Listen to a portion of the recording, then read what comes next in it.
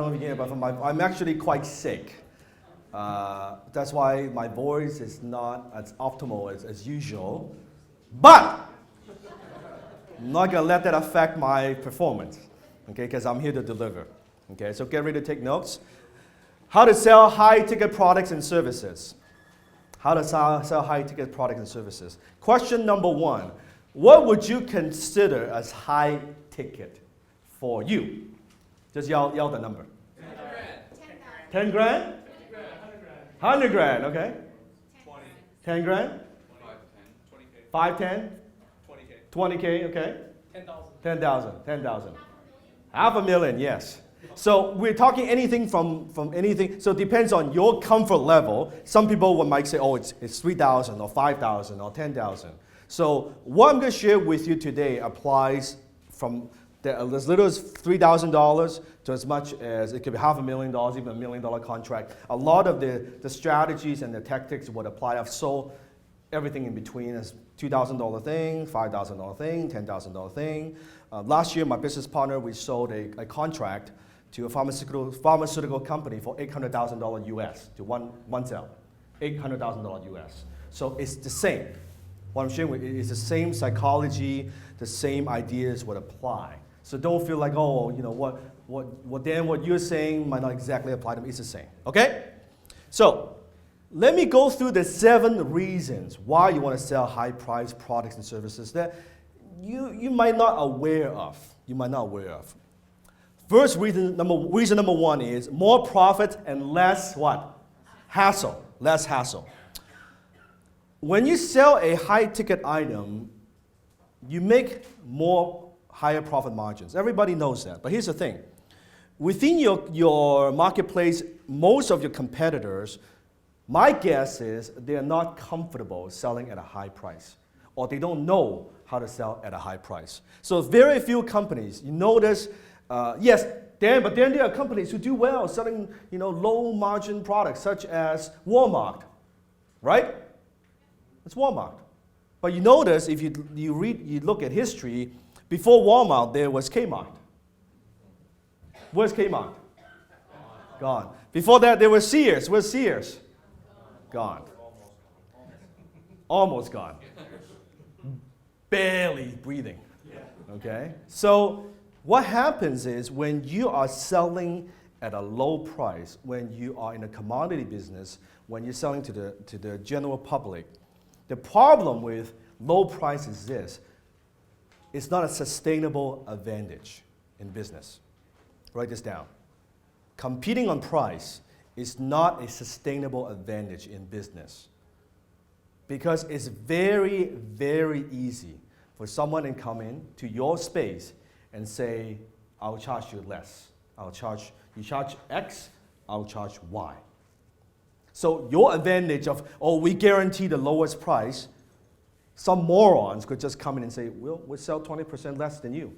Your advantage, it's gone instantly. Okay? And they could maybe, but how the hell do they do that? I mean, I'm barely making a profit.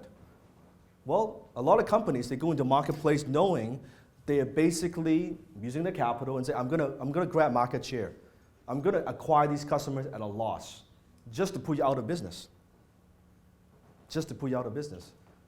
They might know, well, you probably won't last 6 months. Well, if we have enough cash to last 1 year, you're gone. When you are gone, then they become the game in the marketplace, and then they jack up the price again. So, and also customer infrastructure. To serve more clients at a low price, it requires more infrastructure, i.e. more customer service, bigger office, more people, more shipping and handling, everything is more. So it requires a more complex infrastructure. Personally, and this is my personal preference, I like to keep my business lean, mean, and simple. I'm not a big fan, and there are people who make a lot of money doing that, and that's kudos to them. Just my personal preference, I like to keep my business lean and mean and simple. If I can hit my goal, my financial goal with 1,000 customers versus 10,000 customers, I prefer 1,000 customers. If I can hit my goal with 100 customers, I prefer 100 customers than 1,000 customers. Okay? So, more profits, less hassle.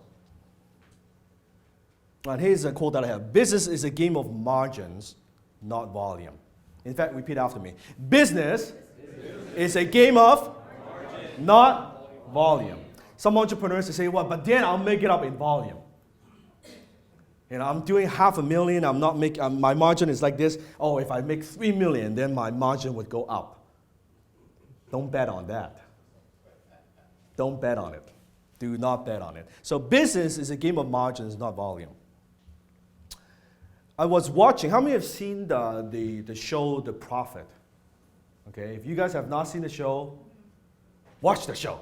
I don't watch a lot of TV, but that's a great show to watch. It's like a mix of Kitchen's Nightmare combined with Shark Tank, Dragon's Den kind of type show. So The Prophet, I was watching one of the episodes. So basically Marcus, who is the CEO of Camping World, billion-dollar company, he goes into these businesses and try to fix them and help the business owner. He would put in the money, but he would also put in the time and effort and invest his expertise in turning around the company.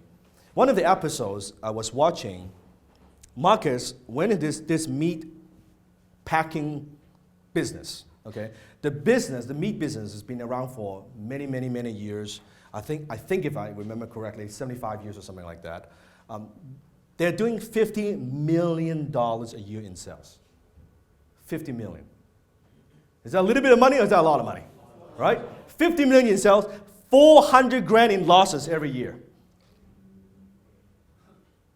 You might think, how the hell could a company do $50 million a year in business and yet lose 400 grand? And also, they're $4 million in debt. In loans and everything else. And when Marcus looks in that guy's business, he has 30 grand cash in the bank. To say that the business is in trouble is an understatement. Okay? So if you think, wow, $50 million a year. So because business is a game of margins, not volume. It doesn't mean anything. This business is so close. When Marcus looks at numbers, they are weeks away from bankrupt. Weeks away. 75 years of history, weeks away from bankrupt. So think about that. Not that thing. So guys, do not believe what the ladies tell you. Because size matters. Size matters, okay? I'm talking about transaction size, okay? Some of you are thinking about something else. Transaction size matters. It does matter. Okay, so let's take $1 million as an example. So to make $1 million, you have a few ways you could go. Let's say if you sell a $25 product, you get 40,000 customers, you make $1 million. Yes? Or you sell a $50 product, you sell to 20,000 customers, you make $1 million. Okay. Or $100 products, 10,000 customers, $1 million.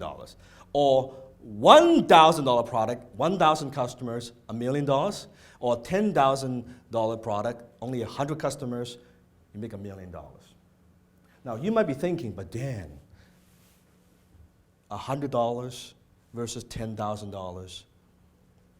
Does that mean it takes 100 times more effort to make a $10,000 sale versus a $100 sale? What do you think? No.